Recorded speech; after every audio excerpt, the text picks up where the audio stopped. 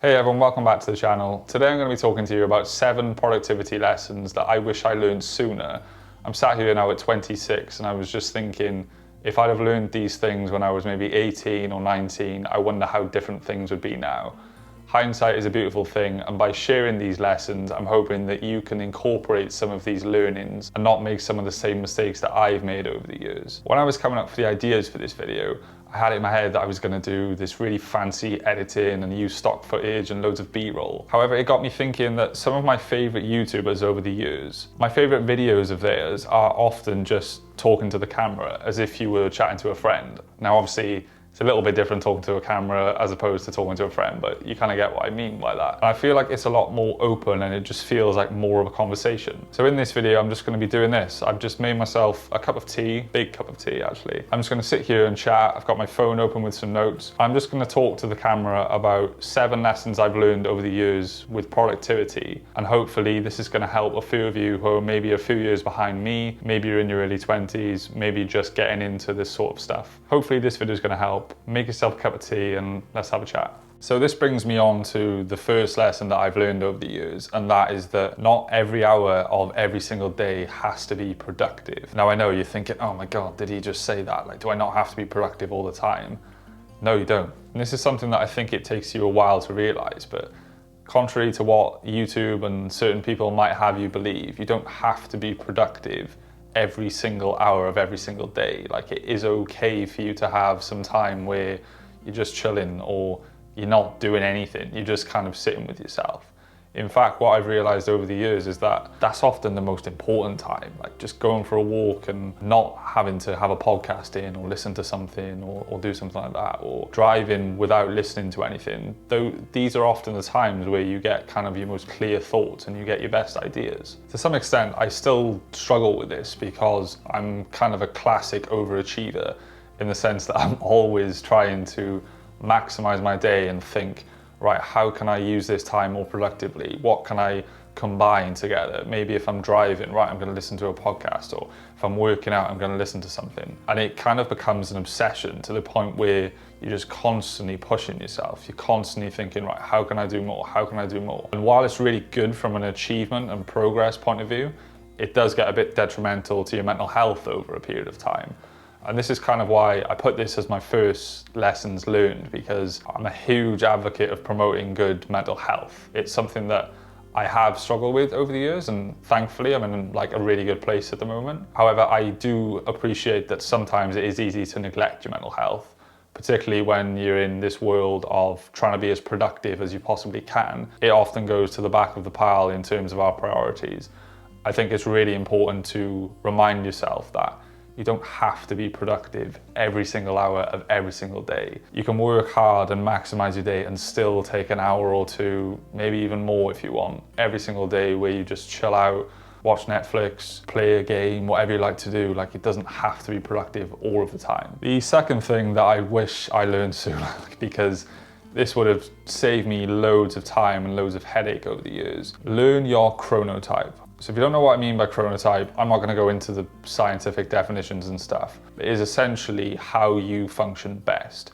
AKA, are you a morning person or are you a night owl? For myself, I'm a morning person, and had I recognized this and structured my day accordingly, I would have been so much more productive over the years, particularly throughout my time in university and maybe in my early 20s. I was always kind of thinking, right, how can I stay up later to maximize the day? And then it got to the morning and I was like, right, well, this is where I feel most productive, but I'm not really using the time. So I did a bit of research into, chronotypes and that sort of stuff. And essentially everyone has peaks and troughs throughout the day of when they're most productive. If you don't know what yours are and you don't know whether you're a morning person or an evening person, you maybe think you're a bit of both, I would encourage you to kind of research this and have a look into it. It will make you infinitely more productive if you know what times of day you function best. If you're a night owl, then it's absolutely fine for you to sleep in until 9, 10 o'clock because you're probably up until 2, 3 a.m. Whereas for myself, I'm up at 5, 5:30, and that's when I function best. The lesson here is to learn your chronotype. It will make you infinitely more productive because it will mean that you'll function at the best times for your body.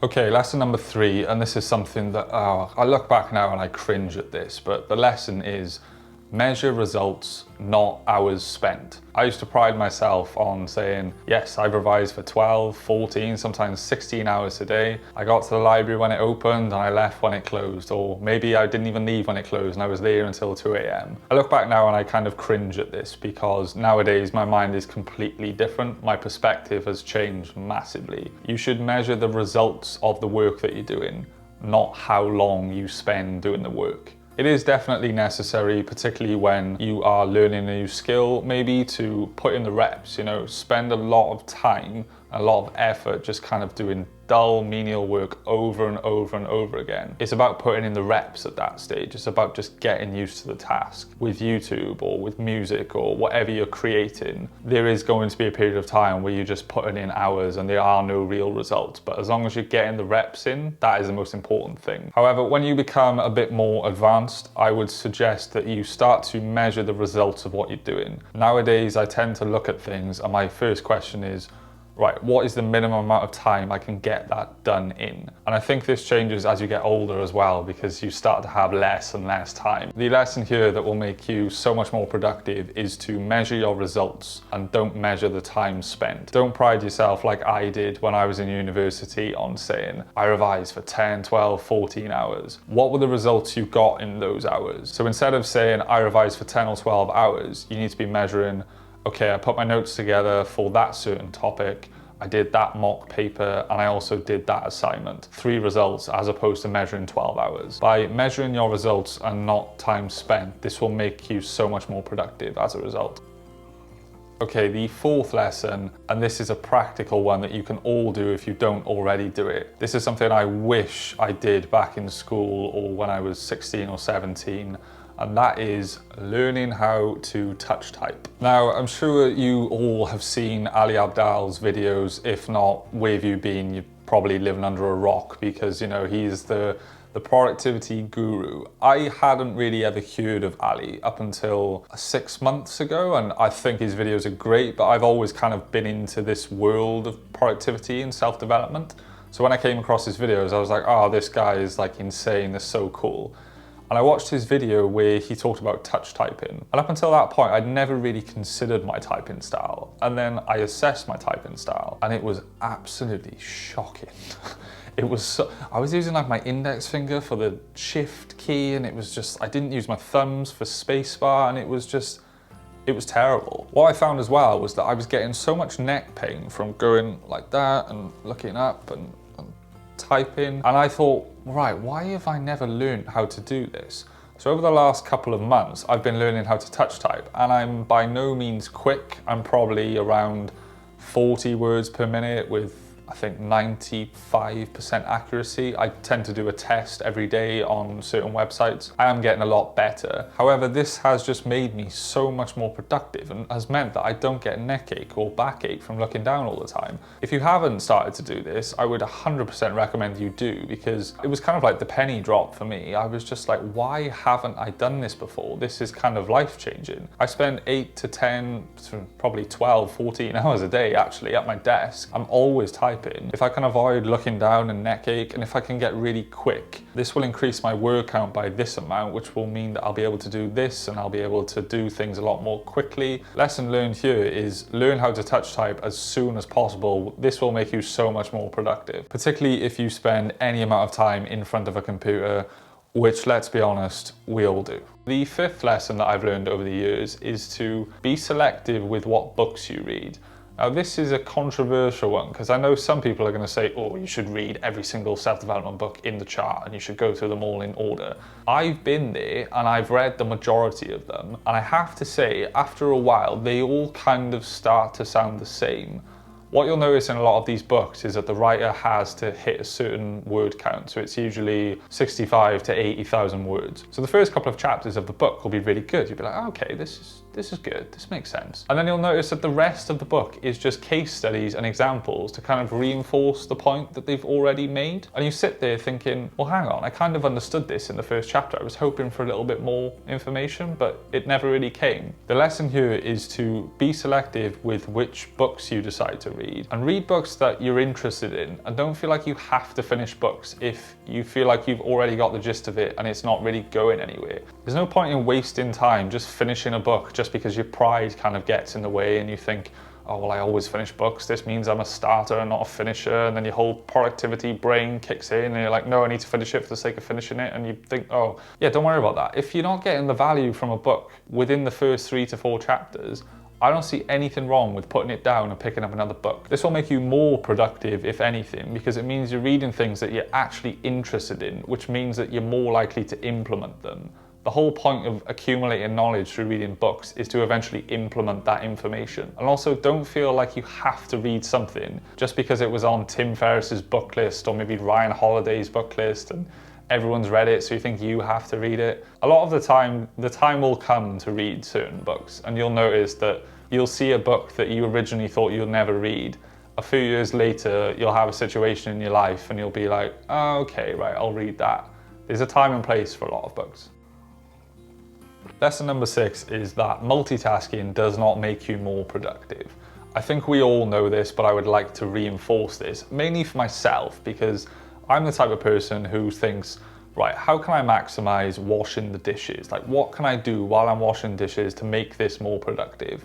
Or when I'm going for a run, should I try and listen to an audiobook as well, or should I just focus on the run itself? Maybe even if I'm going to the toilet, should I check the stock market and the price of Bitcoin to see if anything's dipped and I can buy in? I used to think that I needed to spin as many plates as possible in order to be productive.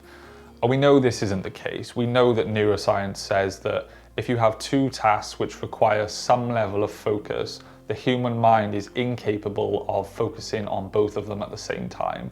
But for some reason, our brain is always like, no, but I think I'm different. I think I could do this. You're not. I'm not, you're not. None of us are good enough in order to concentrate on 2 things that need a lot of attention at the same time. However, and this is my productivity brain kicking in again, which is probably wrong, but this is how my mind works. I do think there are times when multitasking does make sense. So if I'm going on a long drive, or maybe I'm doing something that requires little to no effort, I do think it's useful then to listen to a podcast or listen to an audiobook, because it makes sense then, because you're not focused on driving. Well, you are, you know what I mean. You are focused, hopefully you're focused on driving. But driving is such an automatic task that it frees our brain up for other things. The lesson here is multitasking and spinning loads of plates at the same time doesn't make you more productive. It just means that, in all honesty, the things that you are multitasking on, they're all probably going to be half-hearted. So you're probably going to have to redo them at some point anyway. You may as well just focus on the one thing, get that thing done well, and then move on to the next. Okay, the final lesson that I'd like to share with you all is that finished is better than perfect. Actually, finished is 100% better than perfect. I used to spend so much time trying to perfect every single detail and try and tweak certain things until I was happy with them and just continue to do this. After a while, all this does is turn into procrastination. And unfortunately, people spend hours and hours and hours tweaking things that your average person doesn't care about, and also your average person isn't going to notice. If you're doing this because it makes you happy and maybe you're an artist and you like to tweak and you like to make things perfect in your eyes, by all means do it. I'm not telling you not to. However, if you're trying to maximize your day and really get a lot of stuff done, there has to be a point where you say, that's good enough for me, and move on. Because otherwise, all you're going to do is just continue to tweak and tweak and tweak. My mindset has completely changed on this, and now I adopt what I call the fail fast mindset. This means that whenever I'm creating something, so maybe it's one of these videos, maybe it's a song that I'm working on, because I'm also a music producer.